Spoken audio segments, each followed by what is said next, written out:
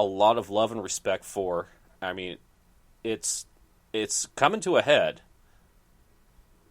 and I can think, let a neutral company host this fight. Let LFC host it. It'd be a real fight. Mhm. And they can negotiate with Sean, but they definitely need a third party for this. You know what I mean? I know what you mean. So that's really all I can say is I just hope it happens. I just want to see it happen. Yeah, I mean, like I said, if the industry was smart, Yeah. they would want to see this fight happen, and I know you want to see it happen as well. Yeah, I mean, here's the thing. If this build, because I kind of can, if you want to tie it into wrestling, look at what happened. I know this is a little bit more personal, but look at the Matt Hardy, Lita Edge thing. They made some money off of it. Why can't they make Mark and Cheyenne make some money off of what they got going on? Yeah, and I spoke to Mark earlier today, and I can assure you all that he has no malicious intent. He just wants to put on a show that like it's never been seen in the industry before, and he wants to make money for the industry, and why can't we do something like that? I mean, like I said, have a neutral site, have Evolve Fights host it, have LFC host it. I would officiate it if need be. Exactly. So I look at it like this. I think Mark is, and I'll say this to him, as I know he'll be listening as well, he's a constant professional. I think he's a great showman. I think what he has going on with what you guys are doing, what the Light's doing, and all parties involved, I think it's great. I think it helps a lot. And dare I say, to quote Triple H, I think it's best for business, and y'all are doing your thing. That's with the utmost sincere respect to you and everyone. It is. And I even got, I even negotiated Mark to have a ceasefire from him until him to agree to cease his activities online until after his fights in September are done. I treated him like a professional, even though he's a good friend. He's a sponsor of my show. Big ups there. But this has to come to an end once and for all. You know what I mean? I do know what you mean. I just can't wait to see it happen when it does happen. And I know it will happen. So, Mark and Cheyenne, let it end. Let it end. Please. I think it's more. I think both parties want it to end. I think Cheyenne. You know what the problem is? Because I hear what Mark's saying about keyboard stuff. Like I've seen her tweet. She just kind of goes off and off and off. And Mark's like, I kind of just want it to be ignored. But he just friggin' goes at her too. And I think at a neutral party, whatever you mentioned, I know we're reiterating a lot of the same stuff. But once it happens, I think it'll be best for the two of them. Yeah, and I got to thinking, you and I should probably talk with Sean. I have Sean on my Facebook, feed. We're friends on Facebook. We should talk to him about something like this. Hosting this fight. We can. I dig it, man. I'll definitely contact Sean. Sean and I are homies. You and Sean are homies. Sean being the great guy that he is, not just because also that I've also interviewed him as well. He's a consummate professional. He's worked with a lot of people in the industry. He puts his heart and soul into LFC. I mean, he brings a lot of new girls and he brings a lot of people. And so I think he's all about the entertainment and the showman aspect as well. I think we are all surrounded by like-minded people. So I think either way, I think something can happen from it. Yeah, and, I think it would be, booming business for LFC. And, it would make everybody around, everybody involved. It'll be big for, it'll be big for me. It'll be big for you. It'll be big for Cheyenne. It'll be big for Mark. Just end it. Come on. How long can you hold hatred in? That is true. And I mean, that's a long hatred. Just, we gotta let it sizzle. Let it sizzle out. Yeah. And, I'm ready to see it. I'm ready to officiate if I have to.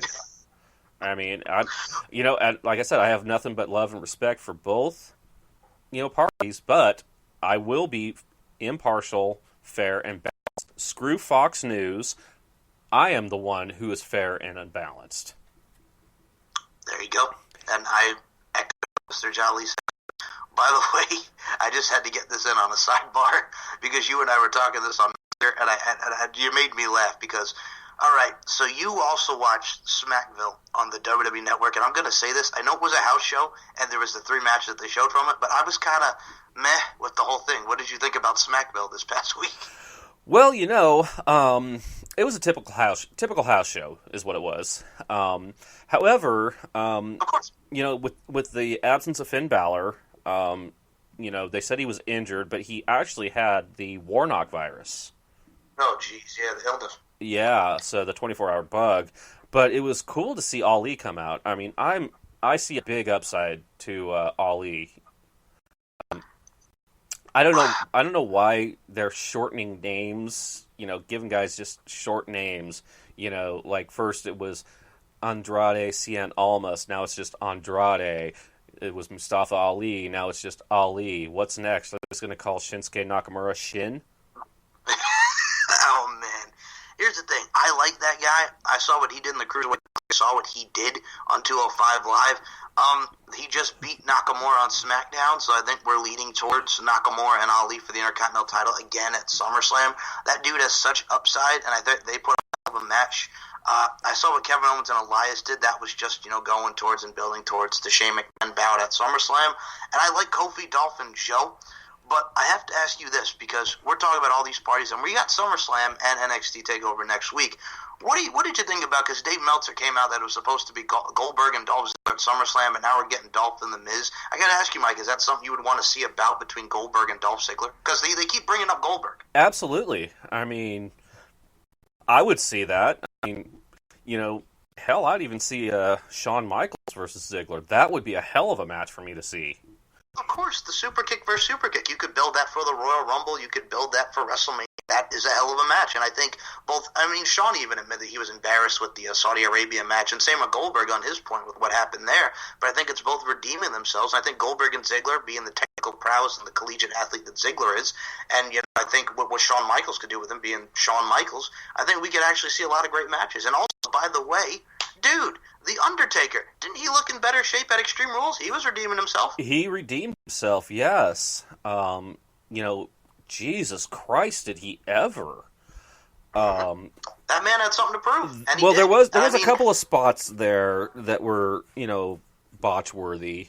Yeah, they were wonky, yeah, absolutely. But nothing like the Goldberg match, and they built that up, as a first-time match. The icon of WCW, no offense to Sting, but, had one icon of WCW, one icon of the WWE, and they pushed it as this super match, almost like the old super fights in UFC. And it just fell really flat. Goldberg, well, in Goldberg's defense, he did, legitimately concuss himself. Mm-hmm. And once that happened, it just turned into a complete shit show. And I think he tried because he wanted to keep going, but they should have stopped the match. They should have. I felt bad for Taker because he really wanted to put on a show because he'd been in Saudi Arabia before. The DX match. No, that was in Australia. Was that in Australia? You sure? No, at the Crown Jewel. That was the Australian match was Triple H and The Undertaker. Oh, you're right. Yes. So, and he was actually at the first Saudi Arabia show as well in the casket match with Rusev. Oh, yes, the one with Rusev. Yes, I forgot the "Bury Me Softly" dead man. That's right. Yes. And I've been hearing rumors that he might be making an appearance at SummerSlam. You know what it is? I'd be happy with it. And I also look at it like this. Now, we're talking about The Undertaker, right? Or are we talking about Rusev? We're talking... Rusev is in the MIA list. Oh, okay. With The Undertaker, you know what it is with him? Like, I know that they're building towards... I could definitely see him and Drew McIntyre, but you think that's SummerSlam match, or would you say that's like Survivor Series or WrestleMania? I would say WrestleMania. Me too. I mean, I love Drew. Amazing. Drew, I mean, when he was released back in, what was it, 2011? Like 2011, 2012, towards the end tenure of the 3MB, yes. Yeah, he went out on the independent scene, came back to ICW. Killed it in ICW. And he's the reason why it's the ICW World Heavyweight Championship now. Because he was defending it in Australia, Germany, Holland. He had a couple of defenses here in the United States, one of which was against Matt Hardy, who is also MIA. Mm-hmm. He just killed it on the, in ICW in Evolve. And, when he appeared at NXT TakeOver, that's when I knew he was back. I wish they would have kept him in NXT to help build the brand up more. But he did a phenomenal job. Granted, his title reign was only from August to December, and he got injured in that match with Andrade, if you recall. Yes. Oh my God, I did see that. I think that DDT was just absolutely, my God, man. That ranks right up there with the Steamboat Jake Roberts DDT on the concrete floor. Yes, that's right. Ugh, yeah. Ugh. Yeah, that one's number 2 for me. But yeah, that would be WrestleMania worthy. I mean, if they do it at SummerSlam, they can have it where Drew gets one over on the Dead Man, and have Dead Man come back at at Survivor Series, because that's the event he was born at, of course. Yep. And 29 years now, he might do something for 30 years. Who knows? I just got to thinking of something. You mentioned Ziggler. Only Triple H and The Undertaker have been in the WWE longer. And John Cena.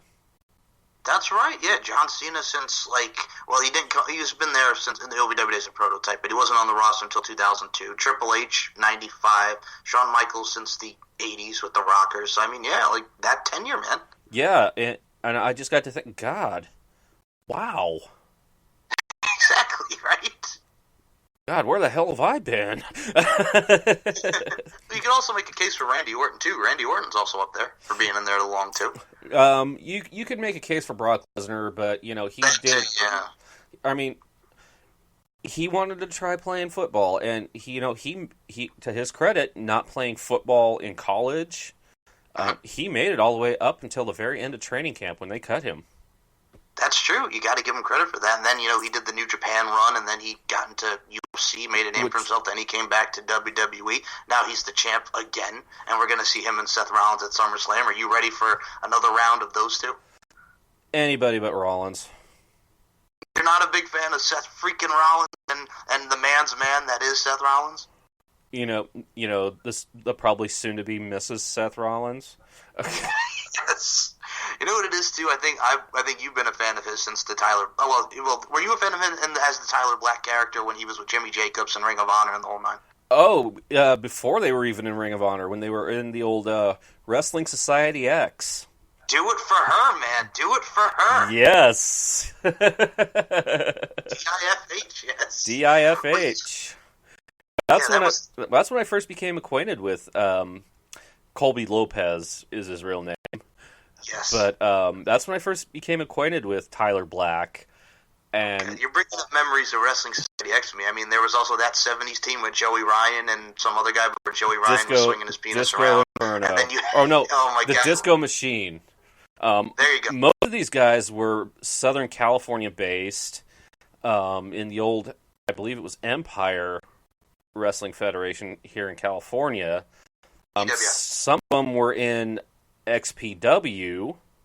I know Chaos was Joey Chaos.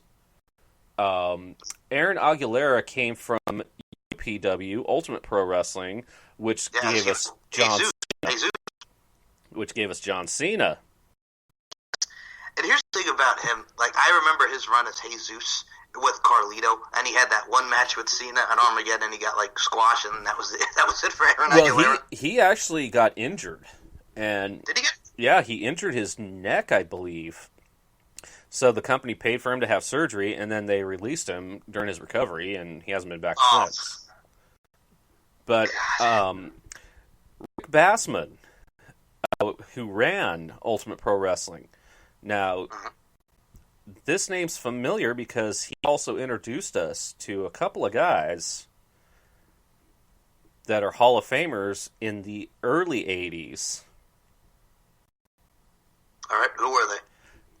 Well, they were known as Flash and Justice back then. Okay. But one became the franchise of WCW. I'm talking about Sting.